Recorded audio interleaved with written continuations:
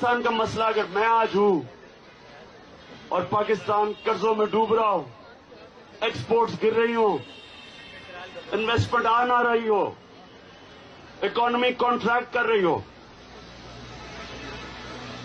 یہاں اس ملک میں آمدنی اور خرچے میں اتنا بڑا خسارہ ہو جائے اور ہم بھیک مانگے پھرے دنیا میں قرضے لیتے لیتے، میں کیا کروں؟ آپ سوچیں کہ اگر میں ہوں میں کیا کروں؟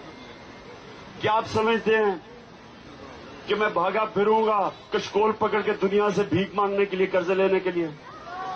نہیں، اس لیے کہ دیکھیں، جب بھی کوئی مشکل وقت آتا ہے اس کا مطلب کہ آپ کوئی غلطی کر رہے ہیں، اس کے لیے آپ کو کریکشن چاہیے۔ اس کا یہ نہیں مطلب کہ ہم آسان راستہ لیں، یہ بڑا آسان راستہ ہے کہ قرضے لینے شروع کر دو، بھیک مانگو، لیکن کبھی بھی قرضے لینے والے اور بھیک مانگنے والے کی دنیا عزت نہیں کرتی، کبھی نہیں کرتی۔